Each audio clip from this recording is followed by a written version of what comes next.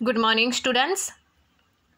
12वीं वाले बच्चे, सिद्धि हिंदी विद्यालय की इस ऑनलाइन क्लासेस में आपका हार्दिक स्वागत है। अब बच्चों, यहाँ पे हमारा ये जो पाठ है, ये पाठ काले मेघ पानी दे, जिसके रचयिता धर्मवीर भारती हैं। और धर्मवीर भारती का यहाँ पे जन्म, मृत्यु, रचना, सम्मान हमने देखा। अब यहाँ पे उनकी जो लिखी हुई कृतियाँ हैं, अर्थात उनका जो स्वभाव है, उसके बारे में हम परिचय प्राप्त करते हैं। सबसे पहले यहाँ पे कुछ चार एक लाइनें लिखी हुई हैं, उसको हम देख लेते हैं। अपनी सहज प्रवृत्तियों को मारो मत, लेकिन उनके दास भी ना बनो। जीवन के सहज प्रवाह में उन्हें आने दो, फलीभूत होने दो। पर यदि वे निरंकुशता से हावी होने लगे तो उन्हें भस्म कर देने की तेजस्विता और आत्मनियंत्रण भी रखो। यहाँ पे ये चार पंक्ति के द्वारा उन्होंने बहुत अच्छी बात बताई है। लेखक ने कहा है कि हमारे भीतर अगर ऐसी कोई आदतें हैं, ऐसी कोई सहज वृत्ति है, तो उसको मारना नहीं है, उसको मतलब ऐसे रोकना नहीं है, उसको बाहर आने देना है। लेकिन अगर हमारी जो प्रवृत्तियां हैं, हमारी जो ये आदतें हैं, ये हद से ज़्यादा बढ़ जाए तो ये गलत बात है। हर एक वस्तु, हम कहते हैं ना बच्चों के, कोई भी वस्तु होती है वो एक सीमा मर्यादा में अच्छी रहती है, एक लिमिटेशन में अच्छी रखती है। वो हद से ज़्यादा बाहर आ जाती है तो फिर वो थोड़ा रौद्र रूप धारण कर लेती है और फिर निंदा का पात्र बन जाती है। बिल्कुल उसी प्रकार से हमारे जीवन में भी अगर ऐसी कोई प्रवृत्तियां हैं, ऐसी कोई आदतें हैं, तो वो आदतों को ऐसे नहीं है बच्चों की उसको दबा के रखना है, उसको खिल के बाहर आने देना है, लेकिन इतना भी नहीं कि वो हमारे ऊपर हावी हो जाए। समझ में आया? जैसे कि हमें उदाहरण के तौर पे बताऊं कि हमें हर एक चीज़ की बहुत आदतें, हर एक चीज़ यानी कि कुछ एक को, जैसे कि घर के बाहर घूमना ज़्यादा अच्छा लगता है, कुछ एक को टीवी देखना अच्छा लगता है, कुछ एक को गेम खेलना अच्छा लगता है, ठीक है, कुछ एक को यहाँ पे मोबाइल का यूज़ करना अच्छा लगता है, कुछ एक को जैसे कि मीठी चीज़ें ज़्यादा पसंद होती हैं।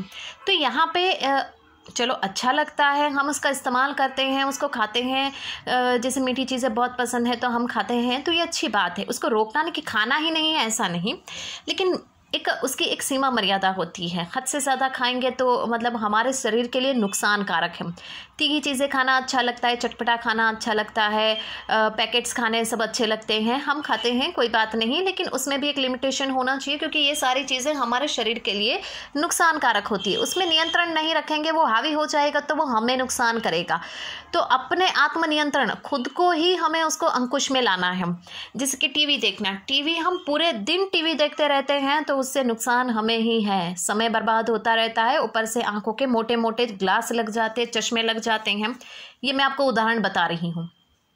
तो ये एक आदत हमारे ऊपर हावी हो गई, ठीक है, हमें ही खुद उसके ऊपर नियंत्रण लाना है।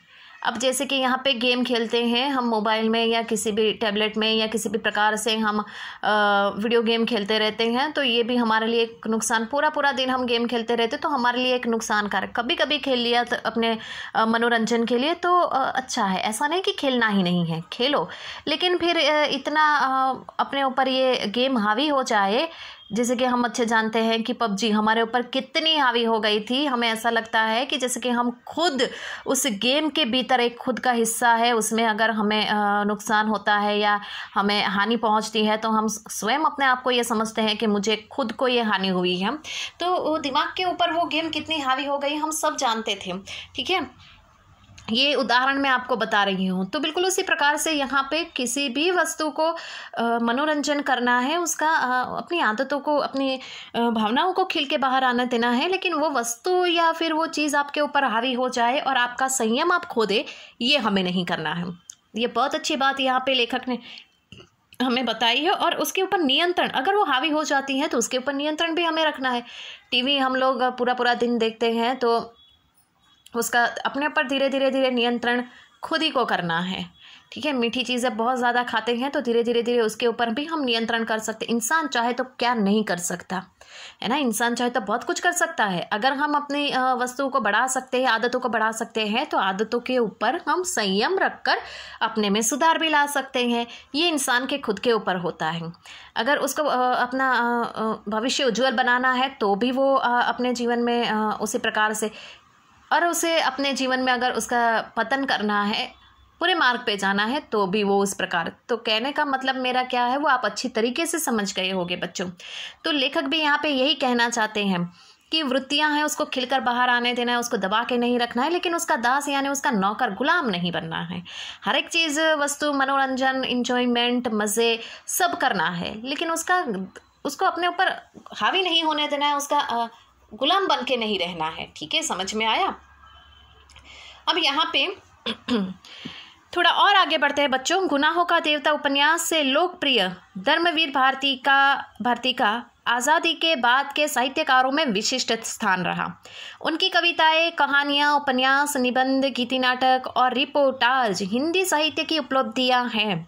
ठीक है, कविताएं हमें पता है किस तरह से लिखी जाती है, कहानी भी हमें पता है किस तरह से लिखी जाती है। उपन्यास लंबे लंबे विस्तार से होते हैं, जिसमें मुख्य आधार जो होता है पात्र, वो मुख्य पात्र के इर्द गिर्द छोटे पात्र होते हैं जो इसके इर्द गिर्द घूमते रहते हैं, विस्तार से लिखा हुआ होता है। निबंध भी हमें पता है किस प्रकार से यहाँ पे गद्य के रूप में भी लिखे जाते हैं। गीति नाटक जिसको गा के हम अभिव्यक्त कर सकते हैं। और रिपोर्टाज मतलब यहाँ पे रिपोर्ट के रूप में पाठ को व्यक्त करना।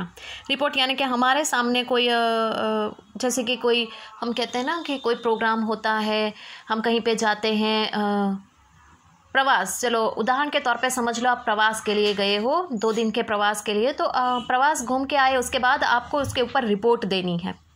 समझ में आया किस प्रकार से आप प्रेजेंट करोगे, कितने बजे गए, कौन से समय गए, कहाँ गए, सबसे पहले क्या देखा, कौन सी वस्तु आपको सबसे आकर्षित करने लगी, कितने लोग थे। रिपोर्ट बहुत आपको पेश करना होता है। तो रिपोर्ट के भी प्रकार होते हैं, आपको विस्तार से लिखना है, संक्षेप में लिखना है।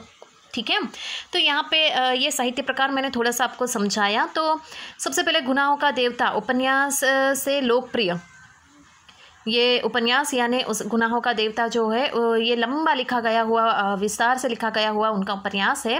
उपन्यास का स्वरूप ही विस्तार से होता है, उसका स्वरूप ही विस्तार होता है। तो यहाँ से धर्मवीर भारती ने स्वतंत्रता के बाद अपनी विशिष्ट पहचान बनाई। किससे? गुनाहों का देवता उपन्यास से।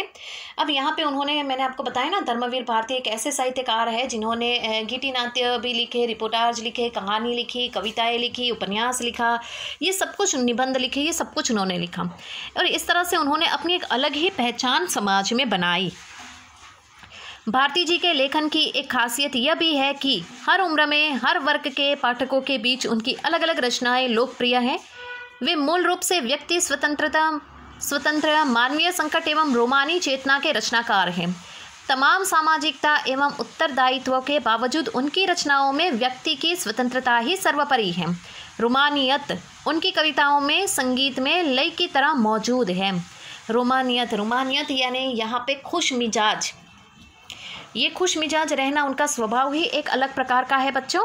यहाँ पे उनके जो भी रचनाएं हैं वो छोटे से छोटे बच्चे से लेकर बड़े से बड़े इंसान को प्रभावित करती है, उसके जहन पे एक अलग ही प्रभाव उनकी रचना डालती है। इतना ही नहीं, धर्मवीर भारती ने अपनी रचनाओं में इंसान को स्वतंत्र कैसे रहा जाता है, स्वतंत्र होकर स्वतंत्रता का महत्व क्या है, स्वतंत्र शब्द क्या है, ये उन्होंने अपनी रचनाओं में बयान किया है।